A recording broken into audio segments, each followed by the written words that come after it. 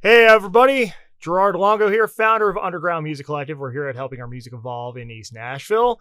And I'm joined by Mike Bay of Borrowed Sparks, who just released the deluxe edition of The Prettiest One Left. And there's also a vinyl consideration there. You can pick up a vinyl of the new deluxe edition featuring 3 of the tracks acoustic as well as the full EP. So, Mike, first of all, thanks so much for joining. Man, thanks for having me. I'm stoked to be back. Absolutely. Very excited to have you. I'm just going to adjust my mic. Of course, you do it live and you got to make adjustments on the fly. So before we get into it, let's tell people a little bit about yourself and who you are, what you do, and your whole role in this whole ecosystem here. Yeah. Man, that's a big question. Basically, I'm just a guy trying to make music like the stuff that I've connected with over my life. And I grew up listening to all kinds of classic rock and country and bands like the Eagles and Steely Dan and these kinds of things. And as I got older, that in my head as I became a teenager, that became, oh, that's my dad's music. Mm-hmm.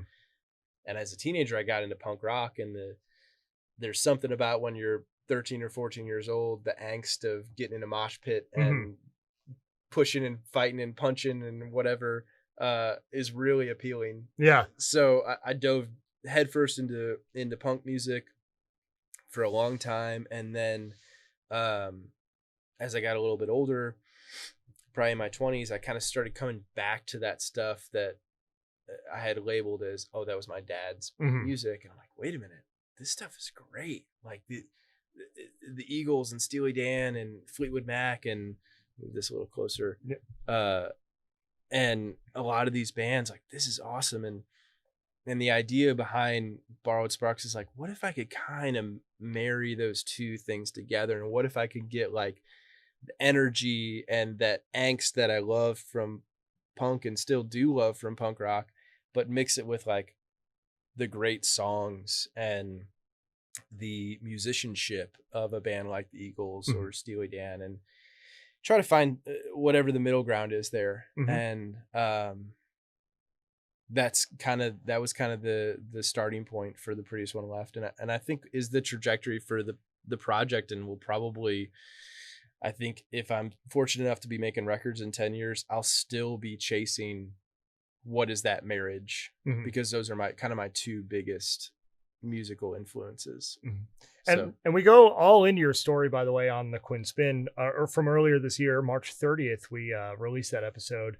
And of course, the story of how Borrowed Sparks came to be as well. And it's interesting because we had that conversation in this very room, in this very studio.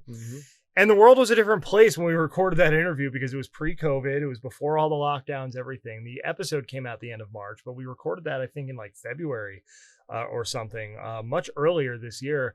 And we've all had to adjust since then. We've all had to pivot. The world looks way different. The industry looks way different. And so what I want to know is for you, what it's been like and how you've adjusted, the types of pivots that you've made as the year's gone on here, and what you're carrying forward here now into 2021. Yeah, it's so wild because I listened back to some of that interview, and we were talking about tour dates and and where these live shows were going to happen. And I wasn't sure if I should edit those out at the time because I'm like, well, it'll be back, right? No. Like, it'll be back. Well, like May will be good. And then here we are, December. Here we are, and hopefully those shows are rescheduled for a year later. Yeah. Man, it's been a wild ride for me. I'm sure it's been the same for a lot of people. And I've had moments where it's like, oh, I have all this free time. I'm so excited to have all this free time. And then I've had moments where it's like, oh, I have all this free time. I hate that I have all this free time. And what I've learned, kind of like big picture, is it's just how I view it, and it's what kind of frame of mind can I get myself in. And if I can get to that like optimistic side where I want to be, it's like, oh, I've got tons of time to write songs and to work on another record, or whatever the things that I've wanted to do and haven't had time. If I fall into that pessimistic side that I think we all as creative people can definitely fall into, then I get into like, oh man, this is never gonna end. and of course that's not true, but these Right. are stories that we tell Right. ourselves Mhm. after 9 months or whatever it's been of Yeah. quarantine, Yeah. and and not having live music and not having the connection with friends and family and strangers that we would have had, Mhm. um, that are special. So I tried really hard to remain positive and to put that time into good use, or at least to something that bears fruit, be Yeah. that musical or whatever. Mhm. Trying to find ways to make use of it and keep myself busy. Mhm. And I think we've all gone through those waves in this time, right? Like, where it's like, okay, I have all this free time, and then like you realize it's because there's a pandemic and because you can't really go out and do anything else. But I think it's the ways that you resolve to use that time and that opportunity. I think what this time has done is, yeah, it's given us all an opportunity, if we're willing to look for it, to not focus so much on what we can't control, but focus on control our controllables, focus on the things we can control. And what we can do, is find ways to continue creating, Yeah. use technology to connect with people. Mhm. I mean, fortunately, we have that at our disposal, because if this was even the 90s, and this happened, like, it'd be a totally different ballgame for my all of us gosh. right now. You couldn't get your groceries delivered. Yeah. We wouldn't be sitting here in the studio with this live No. stream camera right now. No. Yeah. It'd be like, You couldn't FaceTime your friends or your family like that. That's a good point. It'd be a totally different thing. yeah. So we're fortunate to have that, and we're fortunate also to just have the opportunity, because like, being in this city, like, it's go, go, go. When it's running on all cylinders, it's running on all cylinders. Yeah. And like, there's always a show to go to. There's always a meeting. There's always a networking event. And that's great. I'm looking forward to those things coming back.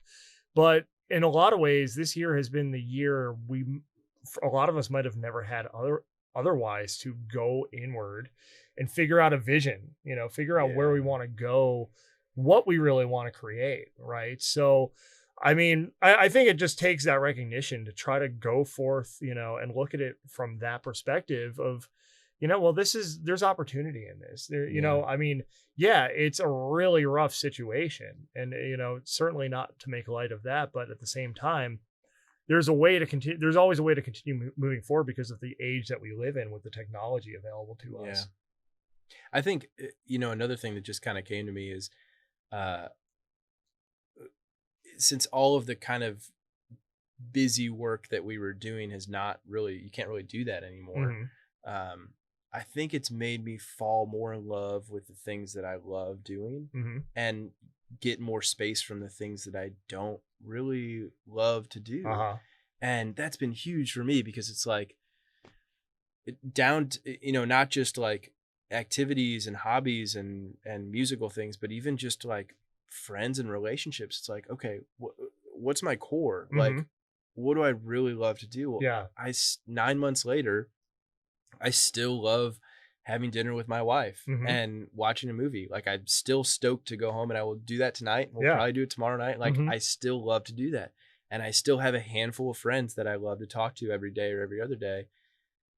But the cursory stuff that was Mhm. not that important has faded away. So Oh, it's yeah. kind of like elevated the things that are important to me, and the things that were never really important kind of melted away Yeah. Yeah. naturally. You didn't Mhm. have to like go in there and cut the fat off. It just, the pandemic kind of just like, Yeah. it all fell off. The things you were thinking of doing less of anyway, the people you were thinking of associating with less anyway, like, it gave you the opportunity to do that. I think this time has really given a lot of people a chance to, again, if they're paying attention, to get more in touch with their values, get more aligned with who they are and what actually makes them tick. Because at the end of the day, that's what you've got. You've got your immediate surroundings. You've got the very few things as human beings in this entire universe that we can control, how we show up every day and the way we influence our sphere. And yeah, I think, there's been a lot of opportunity to cut the fat, like you said, and to really analyze and do more of what's important to us. Yeah. And the, the things I love, social media is a great tool, but like, I just got totally disinterested with it. Mm-hmm. In my personal stuff, like, I don't really feel the need to post about every little thing, because it's like, wait a minute, the people that I want to tell about this great cheeseburger that I had for dinner, I'm going to talk to them tomorrow. Right. And I can just text, we're texting or we're talking on the phone or we're FaceTiming, and I'm going to tell them about it. I don't really need to tell like a couple thousand people about what I had for dinner last night. 34 likes on that cheeseburger. Yeah. Though. Like, I mean, can you do without those likes? I mean, I don't know. What's funny, Gerard, is that 2020 has taught me that, yes, I can, in fact, do without those likes. And I don't I'm in a clear headspace. I don't think every moment like, oh man, I should see what's going on the internet. Like, I just don't have that. I think it's still really important if you got a small business or, you've got some kind of, you're an artist or like, that's still really important for sure. But personally, I'm just like, I don't care. Yeah.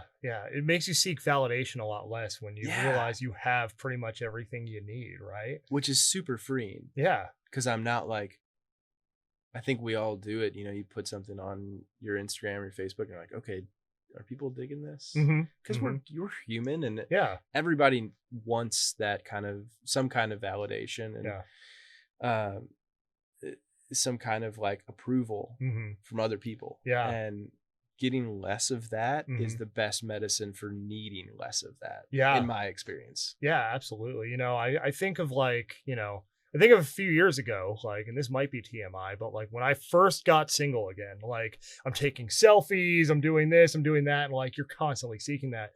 And this year it's just with the way it's just kind of forced everyone to go inward. It's just oh, wow. You won't catch me taking a selfie now. You know what I mean? I think of that. I'm ugh, I'd almost ugh, why did I do that? I get this nauseous feeling oh man, what was I doing? You're not looking outward for approval. You're looking inward for a feeling that it's benefiting you instead of oh man, what do I have to do to get this high off of this drug that is approval, which is essentially what social media has monetized. Yes. And I don't want to get too deep into that kind of stuff, but that's the reality of it. There's plenty of documentaries and stuff you can look where they talk about the dopamine hit that you get when you open up your Facebook and you're like, oh man, 100 people like this post. What a great photo. And then you want to take more photos and it's that's a bottomless pit. Oh yeah. As opposed to having a good friend hey man, I had this really great cheeseburger yesterday. You should go to Gabby's. Yeah. They make great burgers. I think you'd enjoy it. Maybe not the dopamine hit of hundreds of people liking, approving you, but much more of a connection with another person that's authentic and real. That's what I'm, Which we're gonna get more into connection in a second. But one last social media question: have you been on TikTok? I haven't been on TikTok, man. I've resisted. I've resisted the TikTok. I got off the Snapchat years ago, and I still do Instagram, Facebook, a little Twitter. Although I kind of feel like Twitter's become really toxic lately, and I try not to It's just not uplifting. It's not. It doesn't make me feel better about myself or the world. It makes me feel like things are doom and gloom. So I just kind of stay off the Twitter too. Yeah, I don't blame you. I see all the trends, and honestly, if it's anything mean spirited, I mark it as spam now, just to get Twitter to cut it out. Not that me doing that's going to make any difference. No, but for you personally, and that's what you can control. That's your sphere of influence. Is what do I want to see? What do I not want to see? And that's a pro and con of social media in general. Yeah. I was telling another artist in town before, TikTok is kind of where I think I get off the new social media train. I'm that we've gone too far. I needed to get off back a stop. I can't do this anymore. But anyway, it's definitely for a different generation than I can relate to. I hate to say that, but it seems like it's for my I have some nephews who are teenagers, and it's okay, cool for you guys. This is what you guys are into. I don't get it. I'm probably not gonna spend the time to get it. Yeah, you're not gonna catch me on there doing whatever Carlton dance of the week that people get. My niece loves it. She's 11. She's when you're home for Christmas, if I'm able to go, COVID pending. Oh, we're gonna teach you a TikTok dance. And we're gonna do it. I'm the fun uncle, but I'm not that fun. Sorry, kid. I don't know, man. I'm gonna be looking for it. Well, I might get a TikTok just to see you it. do a Carlton dance on TikTok. If y'all want to see me do the Carlton dance on TikTok, let us know. If I get enough likes, then We'll do it completely for 1 million likes. For 1 million likes. One like, one respect. Anyway, here with Mike Bay of Borrowed Sparks. We're not here to talk about me doing the Carlton dance. We're here to talk about the Prettiest One Left Deluxe Edition, which is out now on the streaming platforms, and 3 acoustic tracks, cuts from the album, reimagined, stripped down. And so I want to get your sense of why now is the right time to release this and what people can expect here. Yeah. So the record came out back in March, and especially with the quarantines and the lockdowns, it was like I was just at home with a guitar and a few instruments that I have at home, and I have a kind of a home studio, but I don't have like a space to record like rock and roll drum sets and big electric guitars. So I found myself with like an acoustic guitar. I have a piano. I have like some shakers and some tambourines and some percussion stuff. And I was playing these songs and kind of revisiting them, because part of it, to be honest, is selfish, because I love when my favorite artists do a revisited version of their songs. Like not necessarily an acoustic or a more electric, but just like you can tell they came back to the songs years later and reinterpreted them, but still through their lens. Right. So it's not a cover. It still has the artist's spin on them. And we recorded these songs from the Prettiest One Left in the fall of 2018. I think it was about 2 years ago. Right. And then they didn't come out until 2020. So I had a lot of distance from those songs and hadn't really played them or so I went back and I listened to the record, and I'm like, oh, you know, if I was doing that by myself and all I had was a guitar and like a shaker and a piano, this is probably how I would have done it. Yeah. So that was kind of the situation and the necessity that was created. You know, it's like, this is what you have. And I love that because when you have restrictions on creativity, I find that you do more. The hardest part for me, and maybe a lot of other creative people would agree with this, is like when you can do anything. And if you're a guitar player and you walk into a room full of 1,000 guitars, that's the worst thing for you. You need to walk into a room of like 3 guitars, and then you're going to get something done. Yeah. For me, if I walk into a room of 1,000 guitars, I'm going to play every single guitar, see how each one sounds. And I'm going to get nothing done. I'm going to do nothing, but kind of tinker. And having just the limited access to instruments and sounds, and you know, my studio is pretty modest as far as recording ability, so it's like 2 inputs. That's it.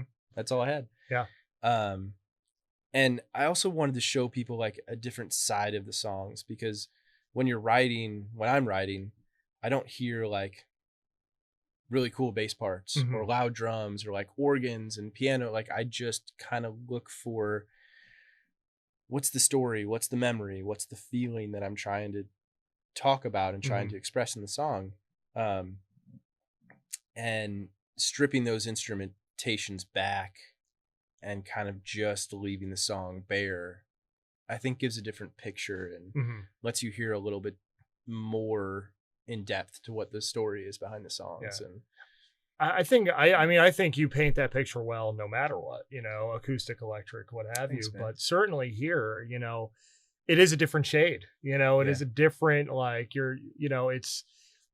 it's stripped away, and it does really give that story, that emotion, the room to breathe here on the Deluxe Edition, which you can get now on the streaming platforms. And now there's a vinyl too here that people can pre-order. Yeah. So we started in pre-orders for the Prettiest One Left Deluxe Edition. It's a 12-inch vinyl. If you pre-order, we got some really rad incentives. I'm going to hand sign every pre-ordered record. We've got a live stream, which we'll talk about more. You get a free ticket to this full band live stream where we're going to play the whole record and then some. I've got a drawing for, if you pre-order, I'm going to put you in a drawing for some handwritten lyrics. I also put you in a drawing for a test pressing of the record. So if you don't know about vinyl, you send your music in, you send your artwork in to the vinyl company. we're working with United Record Pressing right here in Nashville, and basically they process all that and they send me back a test, and it's like just a blank record, and it could sound great, it could need some tweaks. You don't know until you hear it, but that you approve that, and then that's what goes to press the multitudes of however many records you get. But if you pre-order and you win, you'll get that. I'll send that to you with your record. Yeah. Which is really cool. Yeah. I think that's a special thing that like no one else will have. So if it's a record that you dig and you're into it, I think that could be a cool piece of memorabilia to have.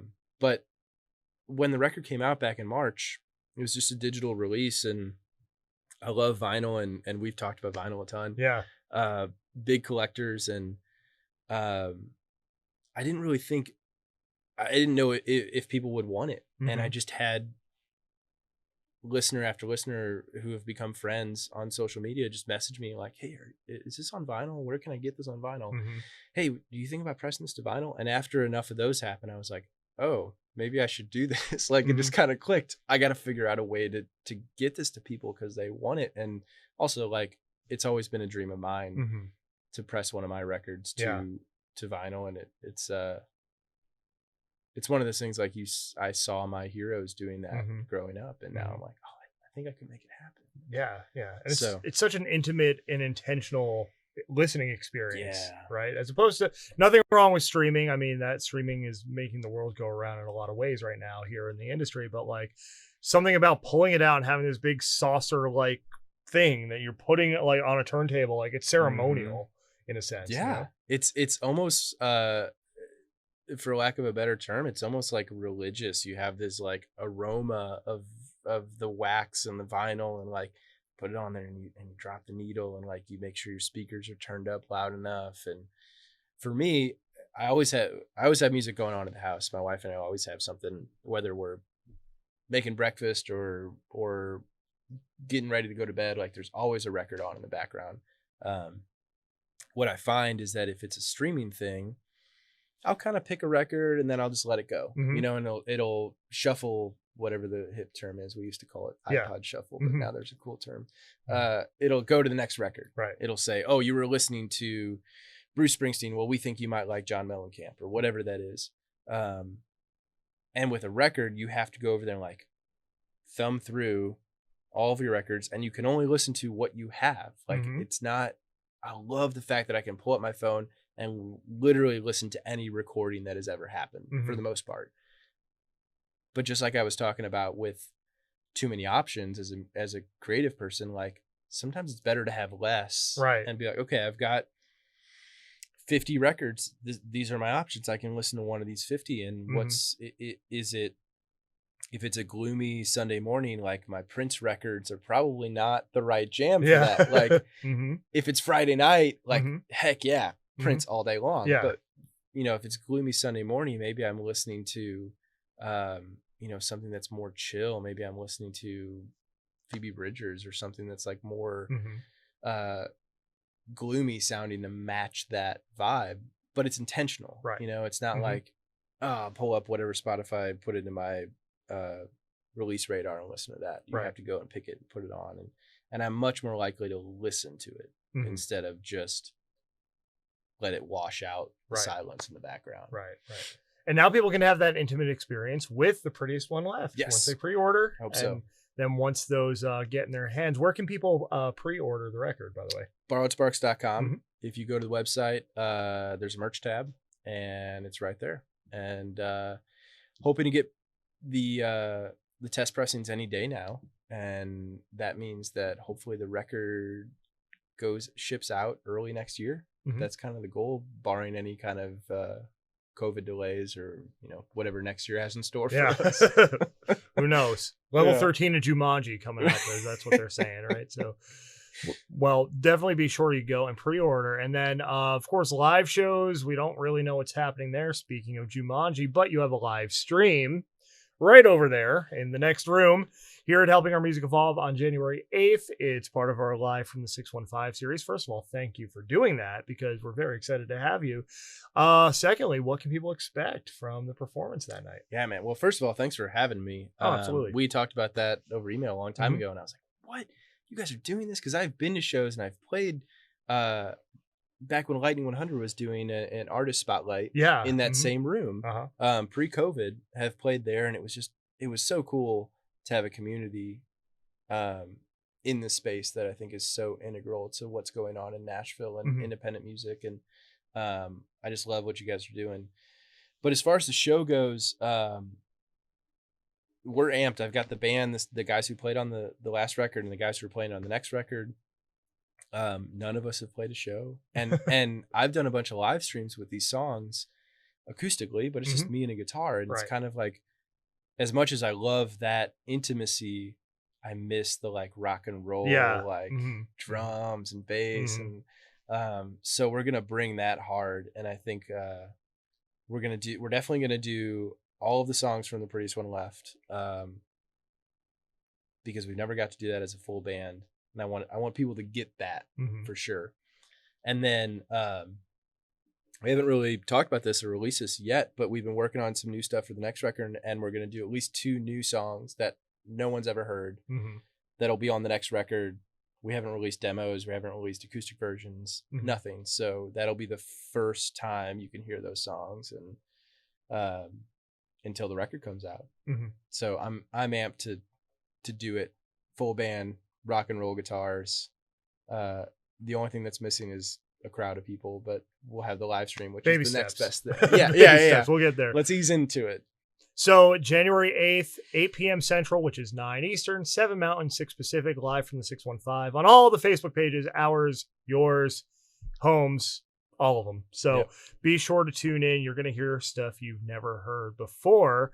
And now going into further uncharted territory of 2021. Now, we don't know when the live crowds are coming back, the live shows, hopefully soon, hopefully not too far into the year, but Fingers crossed. What are your hopes and dreams here for the new year?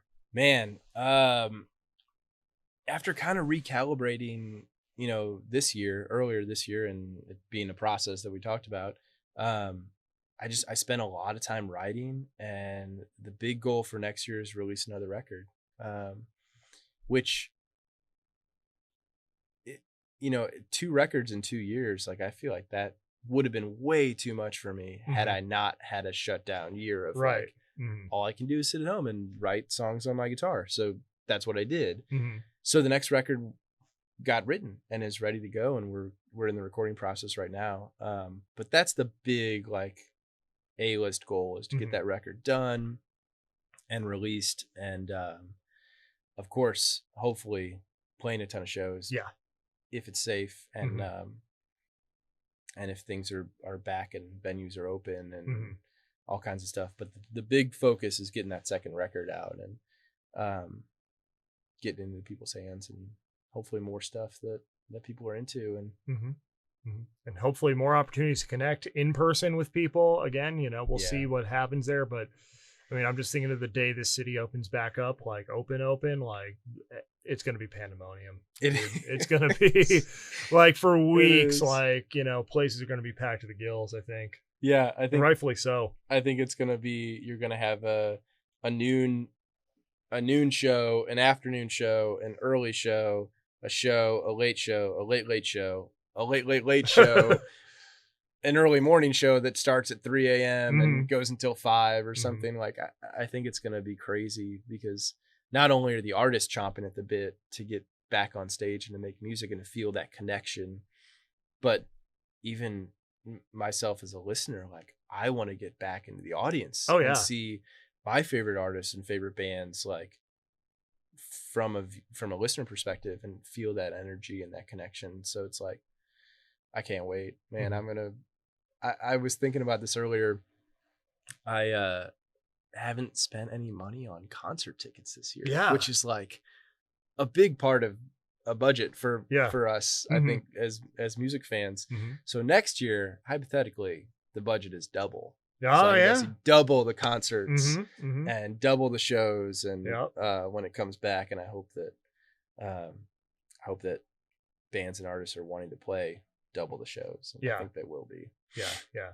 I think people are really chomping at the bit, and artists, fan, venue, all of us are really ready to put this whole thing behind us. But we do what we can. We pivot the ways we need to. And, you know, I think we're on the right track here, sir. We have Mike Bay of Borrowed Sparks joining us, of course.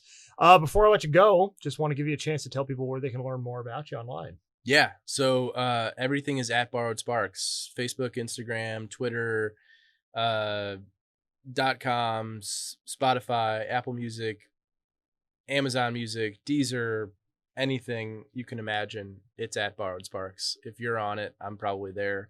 If I'm not there, find me somewhere else, send me a message, tell me to get it together, and I'll get on that, whatever platform that is. Get it together. Yeah. Besides TikTok. We went there. We went down that rabbit hole.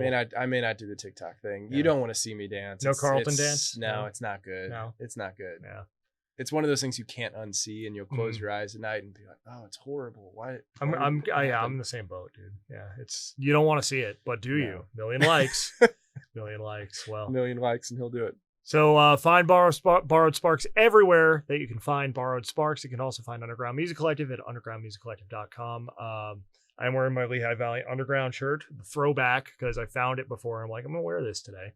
So if you go to LehighValleyUnderground.com, by the way, it does redirect to UMC. That's our previous era up in Pennsylvania.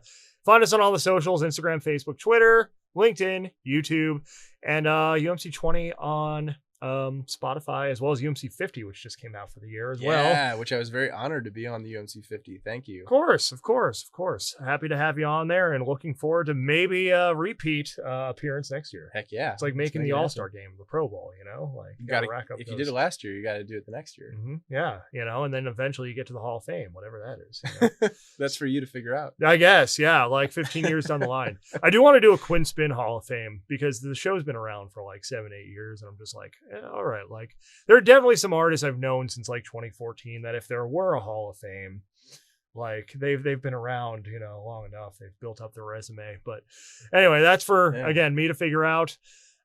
Borrowed Sparks, the Prettiest One Left Deluxe Edition out now. Pre-order that vinyl. And I'm gonna just take a sip of this delicious Highball Energy. Liquid to lips. It's what the drink sponsors want. I haven't actually talked to them, but I want to. I think they owe you something. I drink it all the time.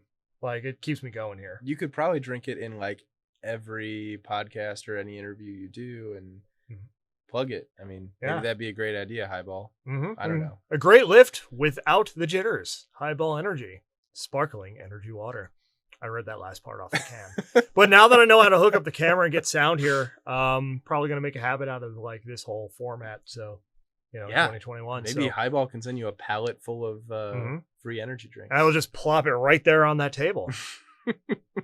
Your move. Think about it, Highball. Your move, folks. I'm tagging you in this. So I'm going to go awkwardly shut this off now because I have to walk across. But great to see you. Yeah, you too, man. Thank you again for having me. Absolutely. Always a blast to talk with you and a fellow real fan of music. I love talking with people about like what they're passionate about. The inside baseball of it all. Yeah. Oh yeah. It's a blast. Likewise. Welcome back anytime. Thanks, man. And yeah, now I'm going to go awkwardly shut this off. So you'll see me walking across here and another liquid to lips. I gave him the